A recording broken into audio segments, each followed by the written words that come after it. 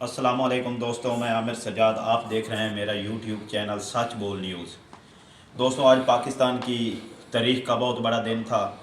आज पाकिस्तान के 25वें वज़ीर आज़म का ऐलान हुआ। पाकिस्तान मुस्लिम लीग नून की प्लेटफार्म से आए हुए मियाँ शहबाज शरीफ आज वज़ीर आज़म नामज़द हुए। इस पे हम आज बातचीत करेंगे आगे चल के। हमारे साथ मौजूद हैं पाकिस्तान तहरीक-ए-इंसाफ के सीनियर रहनुमा भाई अहमद हसन कुलाल साहब। उनसे बातचीत करेंगे इस मामले पे। पहले उनसे हल्का की बात भी करेंगे क्योंकि उनके हल्के में भी एक बहुत बड़ा जुगलू फिरा था। उनसे बात शुरू करते हैं यहाँ से और मज़ीद आगे चलेंगे और पाकिस्तान की सियासत पे भी बात करेंगे। अस्सलाम वालेकुम। वालेकुम अस्सलाम जनाब। शुक्रिया जनाब आपका हमारे प्रोग्राम में शिरकत करने का। मेहरबानी। तो आप क्या कहना चाहते हैं हल्का N164 के बारे में? आपकी जो मकामी सियासत है, आपने कितना वर्क किया और क्या सूरत हाल रही यहाँ पर? आप कोई हमें इस पे रोशनी डालें, बताएं ज़रा। बिस्मिल्लाहिर्रहमानिर्रहीम। जी, ये मैं क्या आपको बताऊं, पूरे हलके की आवाम जानती है, बल्कि पूरा पाकिस्तान जानता है। जिस तरह हमारे इलेक्शन हुए हैं, जिस तरह धांधली हुई है, जिस तरह से कैंपेन हुई है, तो साफ ज़ाहिर आपको मालूम हो रहा है, सारी बातें आप भी जानते हैं जी। तो यहाँ जो मुकाबला था NA का, मियाँ रियाज हुसैन पीरज़ादा और उसके मुकाबले में मलिक इजाज़ गडन साहब थे। तो हमने मलिक इजाज़ गडन साहब को सपोर्ट किया। वो तहरीक इंसाफ के प्लेटफार्म पे थे, लेकिन आपको पता है कि पार्टी वजूहात की वजह से सभी जो कैंडिडेट थे उनको जो निशान अलाट हुए हैं वो सभी के सभी यानी आज़ाद उम्मीदवार के तौर पर थे। जी। तो बहुत परेशानी हुई हमें। पहले हम जो हमारा PP खान हमजा अब्बासी साहब हैं, उनके पास जो निशान था वो कोलाक था। उसके बाद 4 पाई उन्होंने कर दिया 3 दिन के बाद, फिर 3 दिन के बाद उन्होंने बदल के फिर मोनोग्राम कर दिया, फिर मोनो स्पीकर कर दिया, ग्रामोफोन कर दिया, यानी कोई पता ही नहीं चला क्या हो रहा है। जी। सिर्फ इसी वजह से कि तहरीक इंसाफ के उम्मीदवार जो हैं वो कामयाब ना हों, उनको उलझन में डाला जाए। तो आप भी जानते हैं, जहाँ यहाँ कैंपेन हुई, जहाँ आगे आगे हम कैंपेन करते थे, पीछे पीछे पुलिस और डाले हमारे पीछे घूमते थे। वो कहते थे हमें जो है ऊपर से आर्डर आया हुआ उनको पकड़ो। पत्नी उनको आर्डर ऊपर से कहाँ से आता था, खैर हमने ज़्यादा उनसे मालूमात नहीं की, वो तो सभी जानते कहाँ से आर्डर आता है। तो माशाल्लाह हमारी कैंपेन बहुत अच्छी रही और हमने बहुत अच्छा कम बैक किया अपने हलके में। तकरीबन 8 महीने 9 महीने हमारे जो PP के उम्मीदवार थे खलील अहमद बाजवा साहब 46 में, तो इधर थे 245 में खान मोहम्मद नवाज खान, उनके कागजात रिजेक्ट हो गए। उसके बाद जो कागजात मंजूर हुए वो बाजवा साहब की बेगम फरजाना खलील के हुए। इस इधर उन्होंने अपने भांजे को लड़ाया, इलेक्शन लड़वाया। इस तरह से फिर भी हमने अच्छा कैंप बैक किया। उसके बाद हम बहुत अच्छी हमारी कैंपेन रही। हमने बहुत भारी मार्जिन से हमारे तीनों उम्मीदवार कामयाब हो गए थे। लेकिन सुबह जब 5 बजे तो पत्नी कहाँ से कोई आर्डर आए, जो जीते हुए थे वो हार गए, जो हारे हुए थे वो जीत गए। तो हमें हार का अफसोस नहीं है, हार जीत होती रहती है। हमें वर्करों को और पाकिस्तान आवाम को और हल्की की आवाम मायूस है। इसी वजह से मायूस है कि वो जीते हुए हार गए और जो हारे हुए थे वो जीत गए। ये पाकिस्तान का कानून है, पाकिस्तानी जानते हैं, हम भी जानते हैं। जो काजी फैदी साहब बैठे हैं वो भी कर रहे हैं हमारे फैसले, हम उन्हें भी जानते हैं। आप सब सारा पूरा पाकिस्तान देख रहा है। यानी तहरीक इंसाफ को उन्होंने ऐसे टारगेट किया जैसे यानी दहशतगर्द को करते हैं। जी। ये तो अल्हम्दुलिल्लाह फिर भी हमारी जो तहरीक इंसाफ की टीम थी जी यहाँ की, जी जी हल्का उन्होंने बहुत अच्छा कैंपेन की। जी। हमारे जो एक MPA थे वो कामयाब हो गए। मलिक इजाज़ गडन साहब भी तकरीबन 25,000 से जीत रहे थे, उनको हराया गया है। अमीर हमजा अब्बासी साहब थे हमारे PP 245 में, तो उनको 7800 की उनकी भी लीड है, उनको भी हराया गया है। तो अल्लाह ताला फैसला अल्लाह ताला भी करता है, सारे ज़मीन पे नहीं हो रहे। तो हमारी गुजारिश है जो भी ये फैसले बैठ के करवाते हैं उनसे कि मेहरबानी करके पाकिस्तान का सोचें, हमारा सोचें, हमारी टीम का सोचें, पाकिस्तान तहरीक इंसाफ का सोचें। और आप तहरीक इंसाफ का मतलब है कि आप इंसाफ पे फैसले करें। अगर आप इंसाफ पे फैसला करेंगे तो तहरीक इंसाफ आपके भी साथ है, ये ज़रूरी नहीं है। तो इंशाल्लाह जो हो गया हो गया, आगे इंशाल्लाह आज हुकूमत बन गई है शहबाज शरीफ साहब की, تو لگتا تو نہیں یہ زیادہ دیر چلے حکومت، کیونکہ لولی لنگڑی حکومت ہے، 3-4 پارٹیاں 5 پارٹیاں مل کے چلا رہی ہیں، تو ان کا مربع پکے گا تقریباً 2-3 ماہ کے بعد یہ ٹھیک چلیں گے، اس کے بعد یہ تتر بتر ہو جائیں گے انشاءاللہ۔ اور انشاءاللہ ہم نے کمپین دوبارہ آغاز کر دیا، دوبارہ کمپین کرنے کا۔ محمد نواز عباسی صاحب نے، خلیل آپ احمد دوبارہ صاحب نے، الیکشن میں یعنی کہ حصہ لے رہے ہیں اپنے جی حساب جی سے، جی وہ آپ جی کہہ رہے ہیں کہ آپ مکمل تیاری کر رہے ہیں کیونکہ آگے چلنے کے جی لیے؟ جی جو ہے نظر آ رہا ہے حکومت، جی یہ دن تھوڑے دن چلے گی، ہم تو نہیں کہہ رہے، پورا پاکستان یہی کہہ رہا ہے، کیونکہ جو چیز 2 نمبر چیز سے بنی ہو وہ تھوڑے دن چلتی ہے۔ اسلامی جمہوریہ پاکستان کے نام پہ بنا تھا ہمارا ملک جی پاکستان، آپ سمجھتے ہیں کہ یہاں جمہوریت نظر آتی ہے آپ کو کہیں، یا آپ اس بات کو فالو کرتے ہیں کہ واقعی ہمارا پاکستان جو ہے وہ جمہوریت پہ چل رہا ہے؟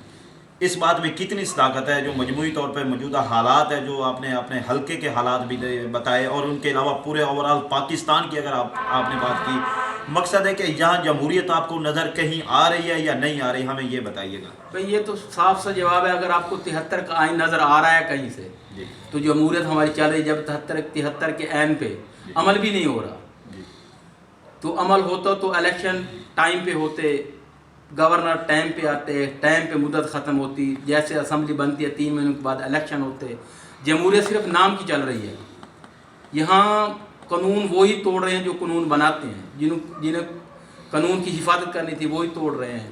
آپ دیکھ رہے ہیں کب الیکشن ہونے تھے، کیا ہونا تھا، کیا ہوا ہے، کیسے ہمارے لیڈر عمران خان صاحب اندر ہیں، کیسے ان کو پکڑا گیا، کیسے ان پہ پرچے ہوئے ہیں، کیا سیاسی پرچے ہوئے ہیں، اس پہ کتنے پرچے ہوئے ہیں، میرے خیال میں وہ بھی نہیں جانتا جو پرچے اس پہ ہوئے ہیں۔ مجیب الرحمان کی مینڈیٹ کو چوری کیا گیا تھا، ایک وقت تھا جب مجیب الرحمان نے پاکستان میں بھاری اکثریت سے الیکشن ون کیا تھا، لیکن پاکستان کی کچھ طاقتوں نے انہیں ہروا دیا تھا، تھوڑی سیٹوں والا جو تھا انہیں بھٹو صاحب کو انہوں نے وزیر اعظم بنا دیا۔ آپ کیا سمجھتے ہیں کہ وہی جو عمل تھا اس بار پاکستان تحریک انصاف کے جتنے بھی کینڈیڈیٹ الیکشن لڑ رہے تھے یا جتنے بھی ان کی مینڈیٹ تھی، آپ سمجھتے ہیں کہ وہی عمل دوبارہ دہرایا گیا یا ان سے بھی زیادہ جھرلا پھرا اس بار؟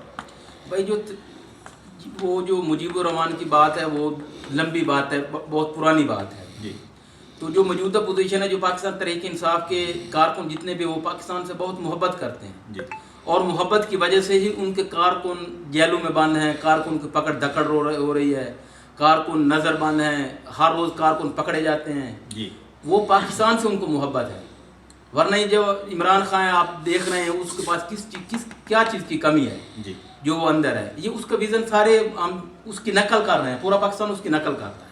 آپ کہتے ہیں کہ پورا پاکستان عمران خان کی نقل کر رہا ہے یا عمران خان کے نقش قدم پہ چل رہا ہے؟ جی جی آنے والے وقت میں جو موجودہ سیٹ اپ آیا ہے، آج شہباز شریف باقاعدہ وزیر اعظم نامزد ہو گئے ہیں، پاکستان کے 25ویں وزیر اعظم ہیں، یہ مسلسل لگ بھگ 35 سال کی حکومت انہوں نے کی، اور اس حکومت میں یہ 35 سال صرف شریف خاندان نے حکومت کی ہے۔ آپ کیا سمجھتے ہیں کہ شریف خاندان نے پاکستان کے لیے کیا کچھ کیا ہے یا کیا کچھ انہوں نے کرنا چاہ رہا ہے لیکن کر نہیں پائے؟ کیا وجوہات ہے کہ شریف خاندان شروع سے ہی ناکام ہوتے آ رہے ہیں، لیکن جو طاقت کے نظریے کے ساتھ یہ کافی حد تک یہ آگے آ جاتے ہیں، طاقت کے ساتھ ان کی جو ڈیل ہو جاتی ہے، جو کہ بعد میں ہمیں اس طرح شہباز نواز شریف صاحب باہر سے آئے ڈیل کر کے انہیں وزیر اعظم بنایا جا رہا تھا، لیکن انہیں کسی وجہ سے وزیر اعظم نہیں بنایا گیا، شہباز شریف کو بنایا گیا، یعنی کہ ڈیل کرتے ہیں، ہر بار یہ ڈیل کر کے باہر جاتے ہیں پھر اندر آتے ہیں، یعنی کہ یہ رہتے گیم میں ہیں، گیم سے آؤٹ نہیں ہوتے۔ کیوں نہیں ہوتے گیم سے آؤٹ؟ کیا وجوہات ہے کہ یہ گیم میں ان رہتے ہیں؟ ان کو باہر کس طرح سے کیا جاتا ہے؟ عوام نے تو اس بار انہیں ریجیکٹ کیا ہے، اس بات کو پوری دنیا مانتی ہے، لیکن جو پاکستان کی طاقتور لوگ ہیں وہ ان کو باہر نہیں کرنا چاہ رہے۔ کیا مقاصد ہیں ان کے؟ وہ ان کو کیوں نہیں باہر کرنا چاہ رہے؟ بھائی جو پچھلے 17 میں الیکشن ہوا تھا، عوام نے بھی ان کو باہر کیا تھا، سیاستدانوں نے بھی ان کو باہر کیا تھا، جو ٹیم تھی انہوں نے بھی ان کو باہر کیا تھا، لیکن وہ عمران خان کو لے کے آئے تھے کہ ہم اپنی مرضی کے فیصلے کروائیں گے، جو ہم کہیں گے یہ کھلاڑی یہ کرے گا، لیکن عمران خان خوددار اور بہت اچھا اور نیک انسان ہے اور بہت ایمانداری انسان ہے۔ جی اس نے جب 2.5 سال 3 سال وہ رہا اس نے دیکھا کہ میرے پلے تو کچھ بھی نہیں ہے، جی میں تو کچھ بھی نہیں کر رہا، جی اس کے بعد انہوں نے اپنے مرضی کے فیصلے شروع کیے، انہوں نے ڈیل ختم کیا امریکہ سے، انہوں نے کہا ہم تیل چین سے لیں گے، جی وہاں سے ان کی گڑبڑ ہو گئی آپس میں، اور وہاں سے ان کا کلیش ہو گیا، ان کو پھینک کے انہوں نے باہر مارا، جو باہر تھا ان کو اندر لے کے آ گیا۔ امریکہ ہمیشہ سے اثر انداز ہوتا رہا ہے پاکستان کی سیاست میں، کیوں ایسا ہوتا ہے؟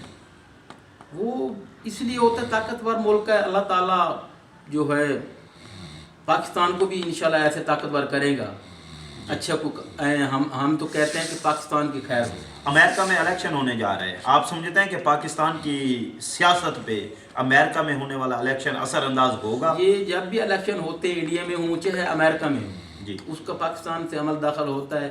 جب مودی کا ادھر ہوگا تو وہ سختی کرے گا مسلمانوں پہ، جب امریکہ میں ہوگا تو وہ سختی کریں گے، صرف ووٹ کیش کرنے کے لیے۔ ووٹ کیش کریں۔ جی ان کے پاکستان کی جو موجودہ صورتحال ہے، آپ سمجھتے ہیں کہ جو اس صورتحال میں پاکستان مزید آگے چلے گا، غریب کے لیے یہ حکومت آپ سمجھتے ہیں کہ ایک سود مان ثابت ہوگی، یا یہ غریب کو بھی رگڑا لگائے گی اسی طرح جس طرح یہ پہلے لگاتی آئی ہے؟ بھائی ہمارے پاکستان میں الٹا قانون ہے، یہاں غریب کماتا ہے، بڈیرے کھاتے ہیں، جی جو یورپین ملک جو باہر ہیں وہ ٹیکس دیتے ہیں، جو بڑے لوگ ہیں، جی چھوٹے لوگ ہیں وہ ان کو کھلاتے ہیں۔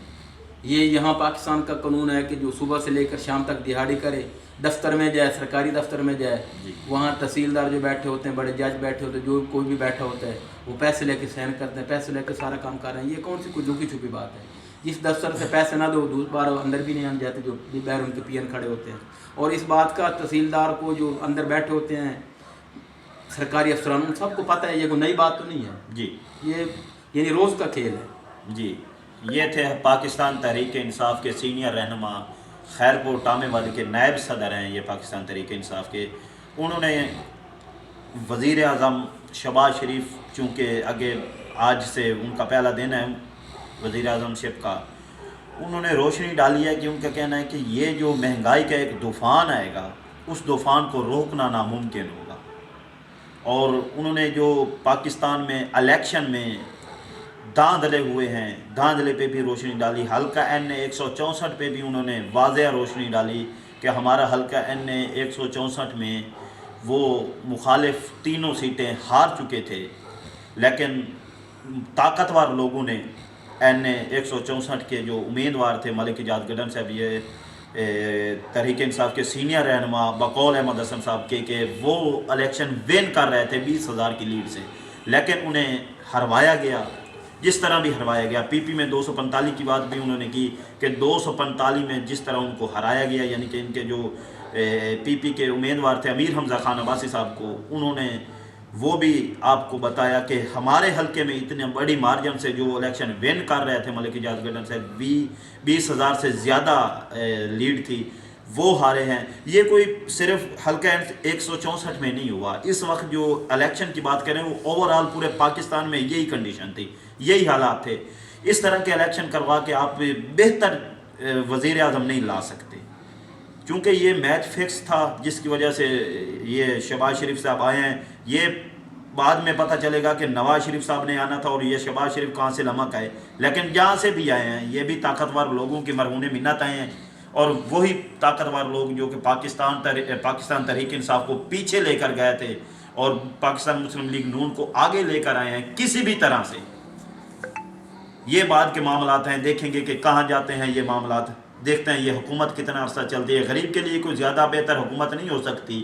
پنجاب میں سی ایم ہے ان کی پاکستان مسلم لیگ نون کی مریم نواز، یعنی کہ مجھے نہیں لگ رہا کہ یہ سیٹ اپ کچھ زیادہ آگے چلے، لیکن دوستوں دیکھتے ہیں آگے کیا ہوتا ہے۔ ہمارے ساتھ پاکستان تحریک انصاف کے سینئر رہنما تھے، ہم ان کا شکریہ ادا کرتے ہیں کہ انہوں نے ہمیں ٹائم دیا۔ اور دوستوں اپنا اور اپنے چاہنے والوں کا بہت سا خیال رکھیے۔ بہت جلد ہماری کیمرہ ٹیم ایک نئی ویڈیو کے ساتھ آپ کے مرہون منت پیش ہوگی۔ اپنا اور اپنے چاہنے والوں کا، اپنا اور اپنے پیاروں کا بہت سا خیال رکھیے۔ اللہ حافظ۔